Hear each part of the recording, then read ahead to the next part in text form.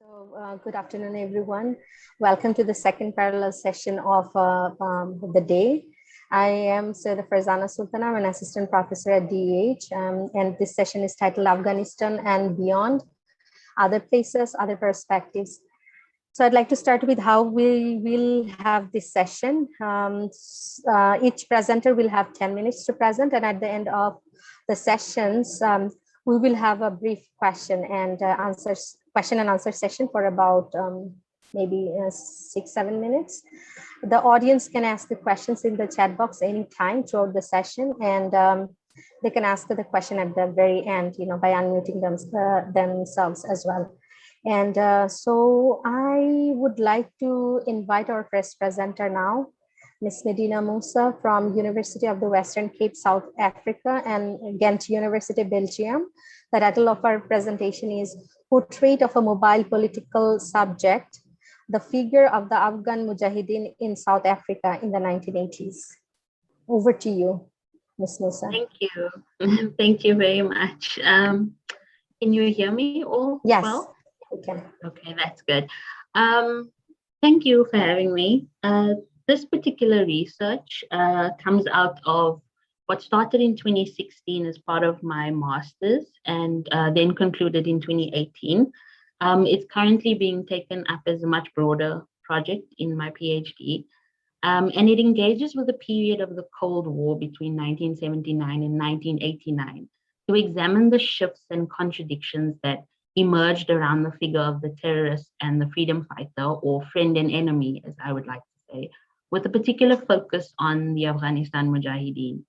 So from 1979 to 1989, we have the Soviet Union that invades and occupies Afghanistan. And this period was witness to the Mujahideen who fought against the Soviet occupation of Afghanistan and also against the political ideologies of communism. In so doing, the Mujahideen automatically became political allies for the South African apartheid government, as well as others fighting against the communist agenda. So through an analysis of alternative media discourses in the local South African Cape Town archive of the Muslim News, reporting on the war in Afghanistan, my research traced the contradictions that emerge in the conceptual categories of the terrorist and the freedom fighter in South Africa through the different relationships that the Muslim community of Cape Town across generations and political views shared with the Mujahideen. Through this analysis of the Muslim News, the figure of the Mujahideen is analyzed as it emerged discursively, and it became a contentious figure between two generations of the Muslims of Cape Town. I then analyzed the figure of the Mujahideen as it emerged in relation to the apartheid state's counterinsurgency strategy and the USA's Reagan doctrine of the mid-80s. Read alongside one another, the research argued that the figure of the Mujahideen is a mobile one, holding different meaning in the different discursive and political spaces in which it appears. I was interested in looking at how the Mujahideen developed into a specific political subject over time. What did this figure do in the different spaces that it emerged within, all at the same time, but taking on different roles within these different spaces? The project looked at how this figure in these spaces became a mobile political subject, moving to and from spaces where certain political identities seemed fixed. The figure of the Mujahideen was deployed across two contexts that are counterintuitive. They turned up in two very different political and discursive spaces that end up creating very different trajectories in completely contradicting ways. And there is an unstable subjectivity because it appears in different contexts. So working with the Cape Town newspaper archive known as the Muslim News, I asked questions as to how did the local Muslim community relate to the figure of the Mujahideen, and what did the figure do for the local Muslim community who were facing the same struggle in South Africa against the apartheid state? This figure of the Mujahideen in the newspaper emerged as a very influential figure of faith, hope, and ultimately the figure of national liberation for Cape Town Muslim youth. The analysis of the Muslim News archive included not only the way in which the Mujahideen were reported on, but it also looked at the images that were published of the Mujahideen in the newspaper, images which portray both faith and resistance in one. Recurring images of a figure bowed down in prayer but with an AK-47 strapped across his back. Please excuse the background noise, I'm so sorry. Through this analysis, we saw an older Muslim generation, which was the ulama, who were much more conservative in their political thought. Their faith, which was most important for them, prevented them from actively taking part in the struggle against apartheid, as for them, political radicalism was viewed as a Soviet influence. And they made their thoughts on politics quite clear through published statements in the newspaper. They wrote that if the apartheid state did not interfere with their faith, then they would not interfere with the politics of the country. However, with events taking place in Afghanistan, the figure of the Mujahideen became highly influential for the youth, particularly of the 70s and the 80s. This generation became much more political in their thought and consciousness, and they became more radical and active within the struggle against apartheid.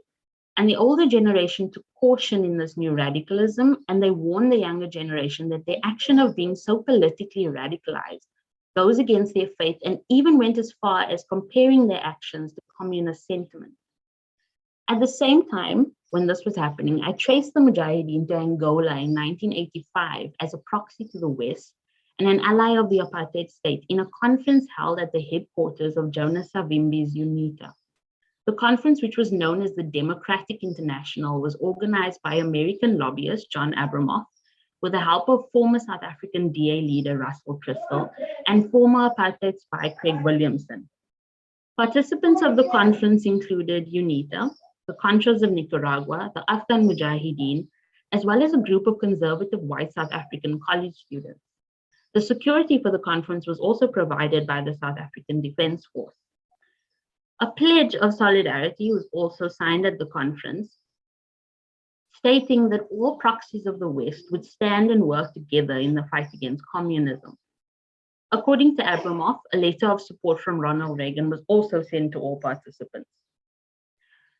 John Daniels, who was a former researcher for the Truth and Reconciliation Commission of South Africa, reported to the Mail and Guardian that a follow-up meeting of the Democratic International was held a month later in Johannesburg of South Africa, with all the same participants that were in Angola. So this then becomes another space wherein the figure of the Mujahideen emerged as an ally to the apartheid state, sharing the same anti-communist sentiment. And this happened during the apartheid time, and it conflated the anti-communist discourse within an anti-apartheid discourse. As demonstrated in the Pledge of the Democratic International, this apartheid state aligned itself with all those fighting against the Soviet Union. Ironically, though, the idea of the Mujahideen, their struggle against an oppressive government, and some of the military tactics deployed against the Soviet Union could be seen as similar to that of the anti-apartheid organizations that resisted and fought against the apartheid state. The Mujahideen at face value were not as different in their mobilization against an unjust political system as those who mobilized in South Africa. The apartheid state, however, in disguising their hand in international conflicts, chose to align themselves with a figure that looked all too familiar in their actions as those fighting in the struggle against apartheid. But as long as those actions were against an opposing regime that threatened the apartheid state, it was acceptable in those whom they referred to as an ally, thereby aligning themselves with what could have been an enemy to fight an even bigger enemy. And in choosing to align themselves with a movement that at any other given time and context might have been the enemy, the apartheid state demonstrated duality of state perception. This contrast or contradiction was not about how they identified the ally or the enemy, but rather about who and when they chose to identify that ally or enemy. These perceptions were subject to change depending on who benefited the state and when they did so. And it begs the question as to how would one reconcile the friend and the enemy? How did these concepts shift in a time of You have 2 more minutes. Proxy wars and segregation. That is to say, if a shift is what occurred.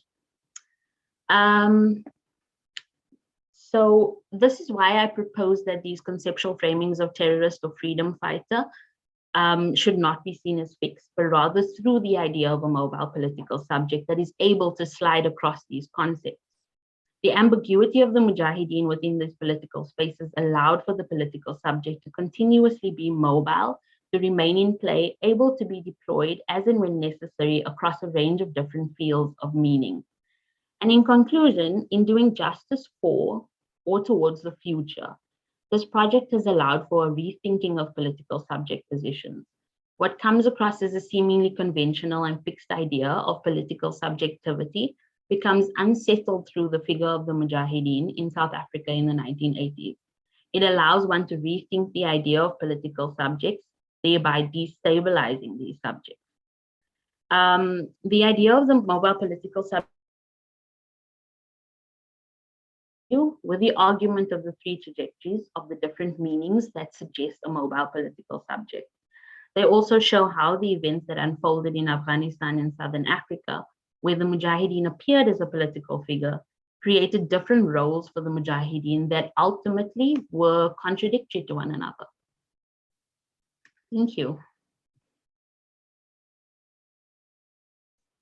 Thank you very much for your thought-provoking presentation. I think the next presenters, actually two presenters are not here, but we have Muhammad Shamsul Arifin from ULAB. So I would like to invite you to present. Okay, thank you for giving me the opportunity. Okay, so before that, I'm going to just share my slides. So, respected participants, distinguished guests, Assalamu alaikum.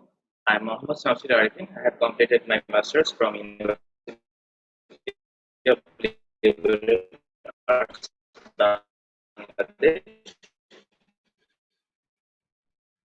And again, thanking you for giving me the opportunity to share my views. So here is my topic. But before that, going to the deep of my presentation, I would like to share my views why I have selected this topic. So when in the August, there is a fall of Bangladesh, and surprisingly, many of my friends and relatives, they are also rejoicing with the, and it makes me think why they are rejoicing. Uh, a group of people, Islamic speakers of Bangladesh, are slowly and gradually, changing the view, changing the ideology of the people, and shaping the people's ideology so that they can also uh, support the Taliban. Because the Islamic speakers for a long time have a, okay, so I'm going to the slides. So when it was the fall of Kabul, how social media actually deal with this Taliban takeover. So when the Taliban became victorious after the USA-led occupied posting comments on social media to praise the Taliban's takeover and denouncing Western media outlets are propagating against it. Here in Bangladesh, it is not just official channels managed by known extremist groups that are openly celebrating the Taliban's victory, but also a large number of moderate Muslims who are in that what some describe as Islam's win over infidels.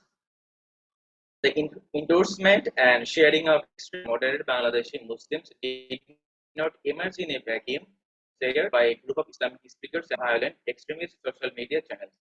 So I'm going in the next slide. So here is in this two snapshot I have tried to taken from online, especially from YouTube. In the left side it says Fateh Kabul Navo Islamic Yugesh Suchona. In English it says New Islamic Era. In the right side it says in Bangla quote Talibaner এই মহতি জয় আমাদের কি শিক্ষা দেয়.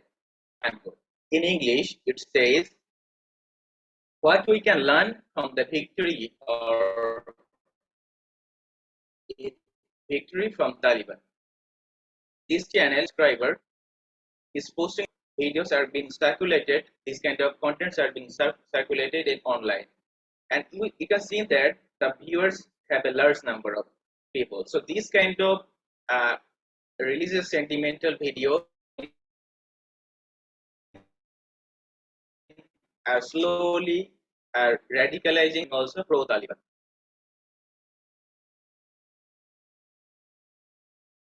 Okay, so this is a group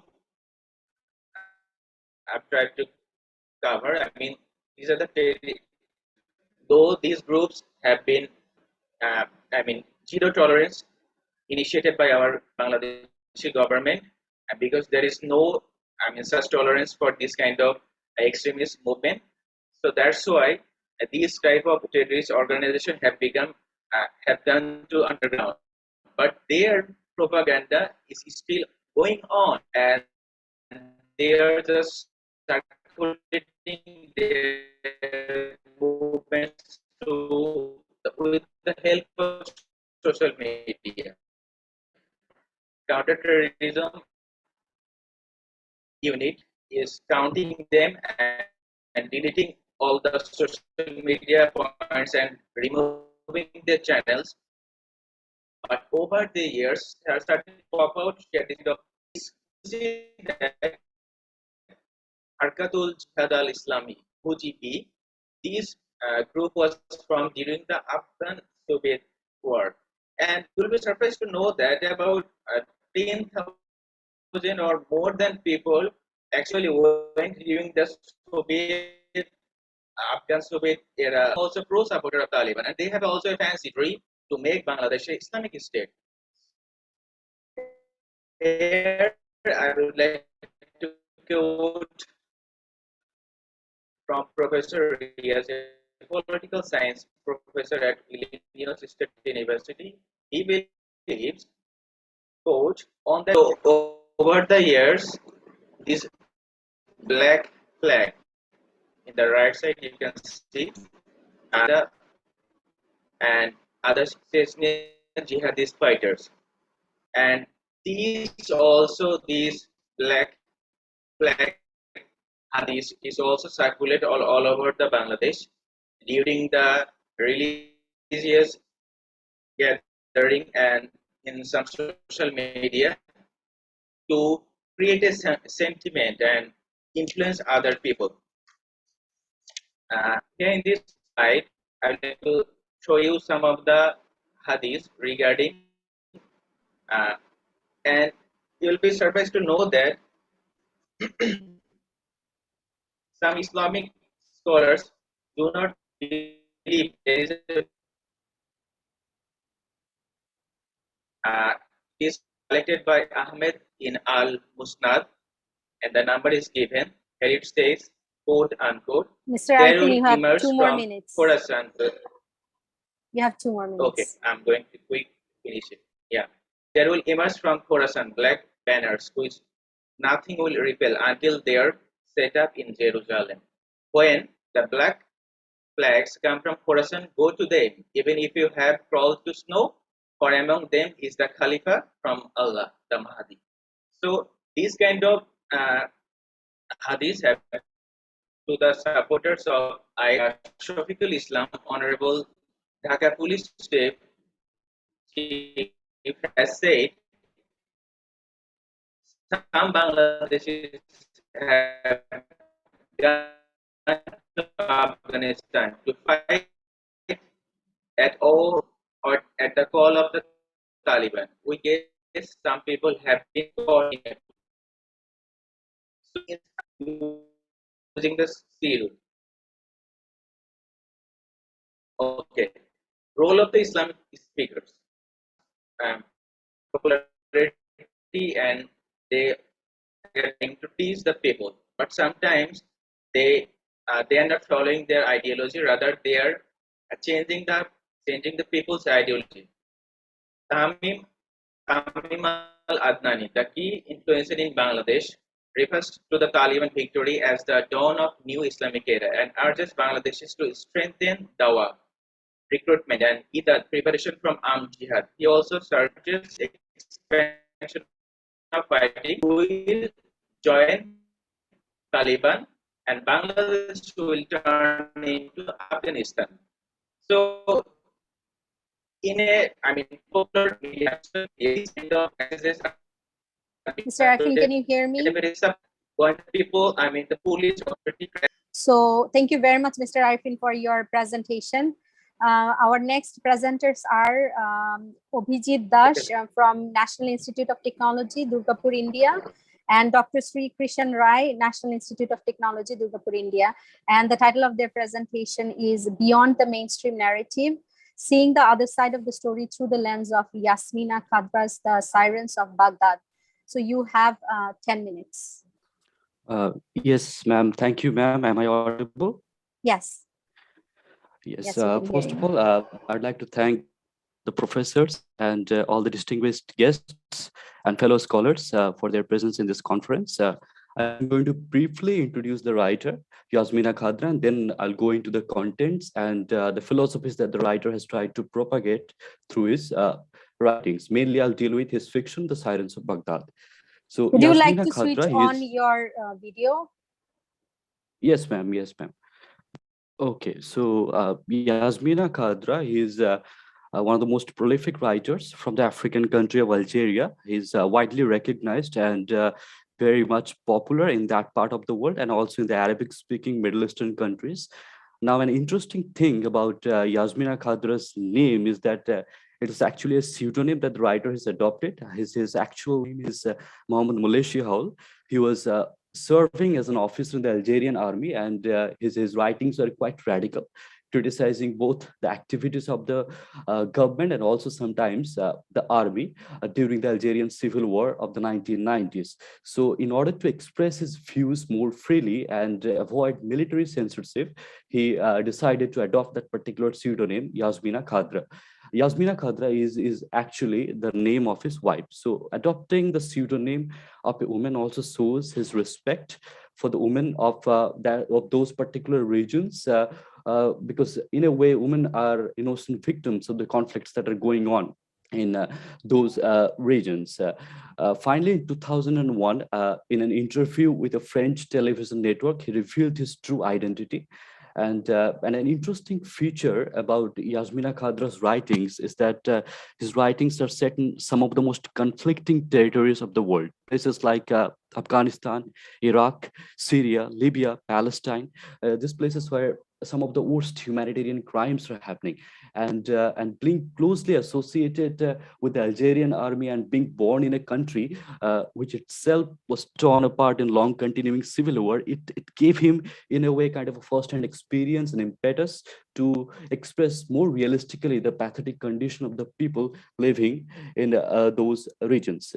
And what I feel is that the literature that are coming out of these conflicting territories, they need to be explored more, because literature, unlike other narratives, gives a more comprehensive and thorough understanding of the living condition of the people in these regions. Unlike other narratives in literature, what the readers do, the readers, they start to identify with the characters they're dealing with, and in a way, they realize the pathetic conditions of the people more reading literature. And another important issue is that I feel we are in a way living in an age where technologically we are at the most advanced stage that our civilization has ever witnessed, but in no way we can refer to this era as the most peaceful era. We are witnessing many conflicting territories. Some of the worst humanitarian crimes are happening in many parts of the world, and we are also living in an era where many powerful states in the world, they possess very powerful nuclear weapons, the use of which may lead the entire civilization on the brink of complete annihilation. So in such a situations, we need to talk about more human rights, reconciliation, justice, and peace. And literature, compared to any other narratives, is better equipped in promoting that process of establishing peace and reconciliations in these regions. My paper is specifically dealing with his fiction, The Sirens of Baghdad, which is not set in Afghanistan, but I feel some of the arguments and philosophies that the writer Yasmina Khadra has tried to propagate in this fiction is applicable in the context of Afghanistan also. So what we see in the writings of Yasmina Khadra, he is in a way countering the Western narrative regarding these regions in these fictions.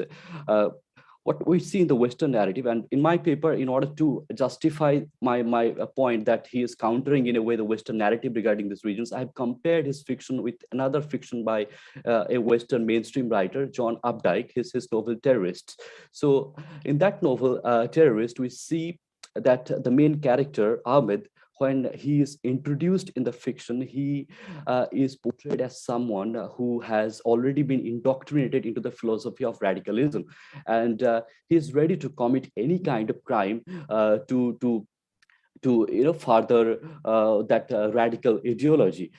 And uh, in that fictions, after my close reading of that fictions, I found out only those aspects of the Islamic culture are portrayed which are in a way violent nature. Some of the forces which are in a way violent in nature are quoted in these fictions. Um, Deleting the context of those words. But in Yasmina Khadra's fictions, we see that the characters are given a proper background. The characters are given a voice. For example, in this novel of Baghdad, the speaker is actually the supposed terrorist who is committing the crime. So when we when he introduces the novel, the protagonist is actually a student studying in the University of Baghdad. But suddenly, when the US started bombing, the novel is actually set against the backdrop of US bombing in 2001 after the 9/11 attack. So he returns to his village, Kafir Karam, because all the universities are closed because of the war that was going on in that region.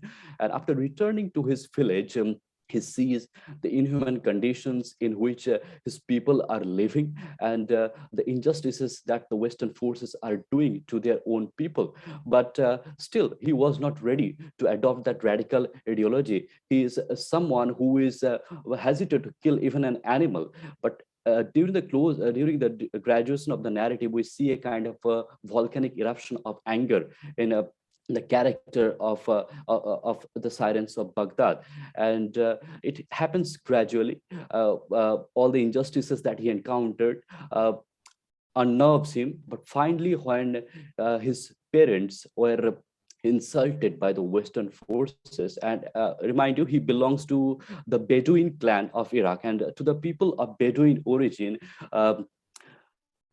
the honor and respect of the family matters more than any other thing. So when his family's honors were mutilated, he decided to take revenge. So in this narrative, we see a kind of a background is projected, unlike to the Western narrative. So it gives a more comprehensive and thorough understanding of some of the main tribes which are leading to the young man of decent origin taking up arms against the Western forces. And some of the main philosophies that I see that the writer has tried to propagate it in this fiction is that the murderers, the killers, or the perpetrators, they need to be identified by their wrongdoings only. They should not be identified by their nationality or by their religion, by their culture, because it gives a kind of a You have 2 more minutes. Yes, ma'am. Yes, ma'am. Yasmina Khadra, the writer, believes when George W. Bush announces that you are either with us or against us, it actually plays into the hands of the perpetrators, because it helps them creating a kind of us versus them narrative. So instead of identifying those crimes that are happening in these regions and linked them with a particular religion or culture, he is more eager in differentiating the wrongdoings from all these things. And he believes that there are two types of people who take radical actions. Extremism has no religion or gender or race. There are two types of people who gets into that path. First of all, who are being indoctrinated, and there are mercenaries. At the core of the extremist ideology, he believes, is that people believe either they are superior to others, or they are inferior to others. For example, the Nazi Germany, the Nazis, they used to believe they are superior race than other people, and that's why they have been, in a way, indoctrinated. The Al Qaeda, they actually believe they have been victimized, so that inferiority led them to radicalize and, in a way, ask for justice. By adopting violent means. So these are some of the main ideologies, main ideas that I have found in the writings of Yasmina Khadra. I'm still working on in these issues. My research is not complete yet. So this is my observation on that particular fiction. Thank you, ma'am. Thank you, everyone, for listening. Thank you very much, Mr. Vijit, for your interesting presentation. We will have our last presentation now. I would like to invite Ms. Fahmida Sharmin from Shahjalal University of Science and Technology, Sylhet, to present on revisiting Afghanistan through the collective unconscious, fascination of the people of Sylhet for the Afghans. You will have 10 minutes, okay? Thank you. I'd like to share my screen. I'm Fahmida Sharmin from Shahjalal University of Science and Technology, and I'm trying to connect Sylhet and the people of Sylhet with Afghanistan. How the people of Sylhet view Afghanistan, they are in the Afghanistan in their imagination.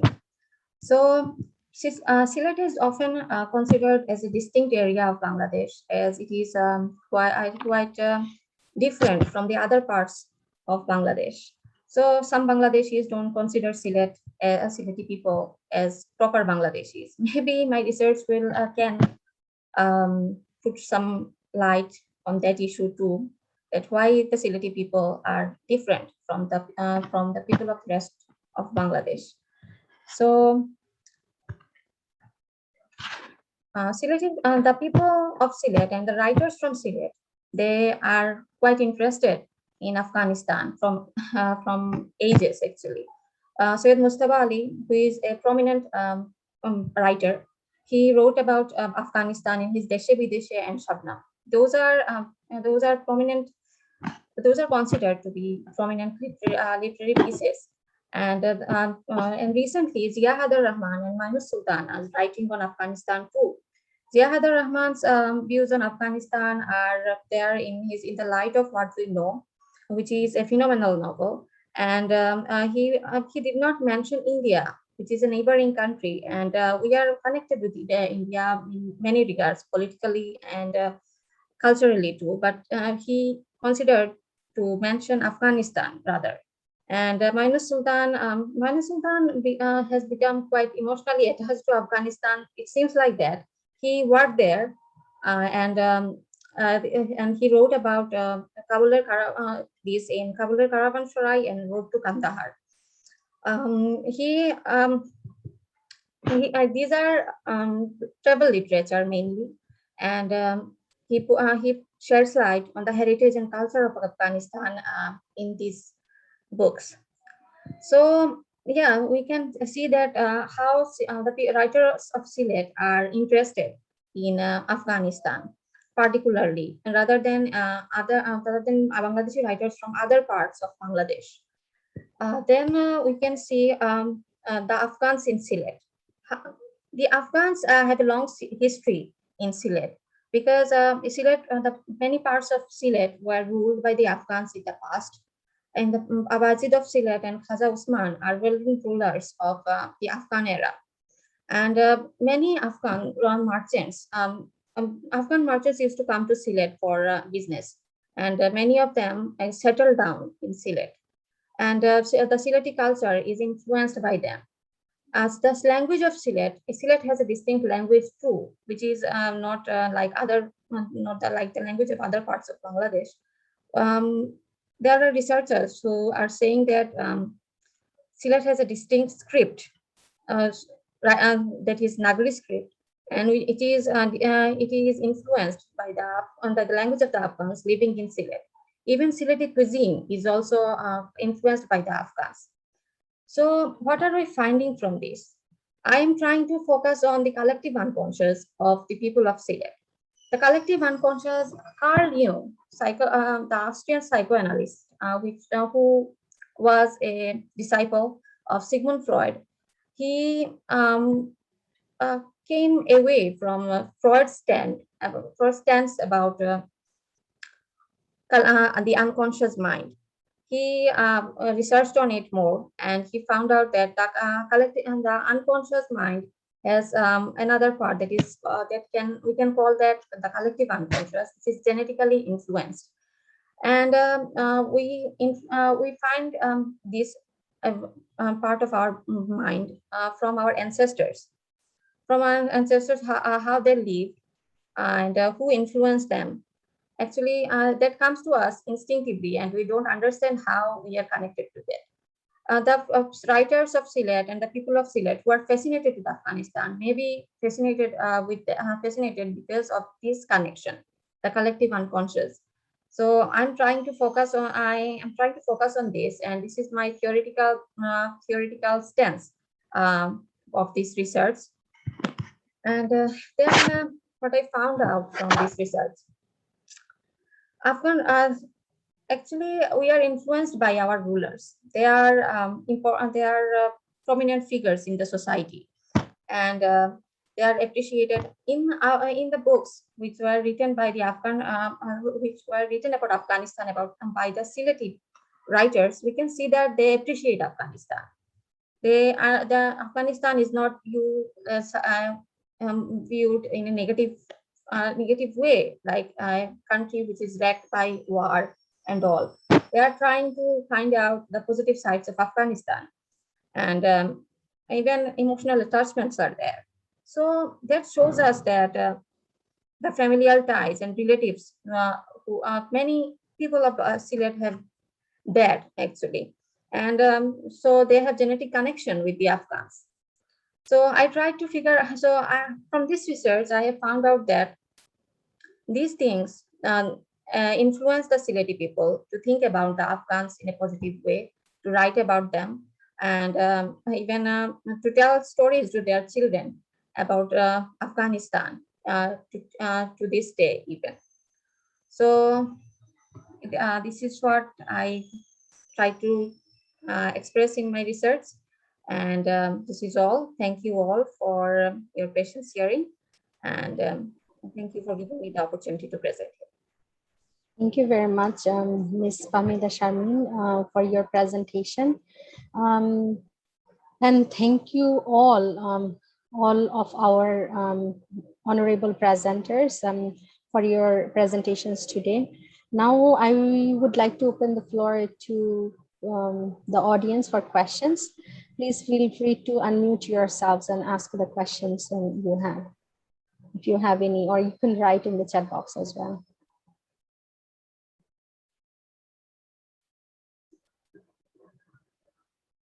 Any questions or comments? Hello, I Yes. have a question. Please. Yeah, I have a question to the last speaker. I also come from Sylhet, and from my childhood, I also figured out that some of the relatives had some connection, which goes in the positive direction towards the Afghan. My question is what you said. You mentioned some of the authors. All the authors were from past era. My question is, do you think the feeling is same as of today? The Sylhetis who live in the Sylhet geographical area at this point of time, do you think they feel the same about the current Afghanistan, or there is a shift in the emotion and the influence? Thank you so much for your question. Actually, the writers, Syed Mustafa Ali is from past era, but Mainu Sultan and Zia Hadar Rahman are recent. Zia Hadar Rahman's book, In the Light of What We Know, was published in 2016. So it is very recent. And I think, yes, it is still like that. Sylheti people still have the emotions for Afghan people, and I have direct relatives from Afghan descent. So yeah, I think they still have the same emotions. Thank you so very much. Thank you to you too. Thank you. Are there any more questions? Okay, I guess that's it for today's session. It's time to wrap up, and thank you very much to the presenters, as well as thank you to the participants for participating in this session. Have a wonderful rest of the day. Thank you very much for joining us. Stay safe and stay healthy. Thank you.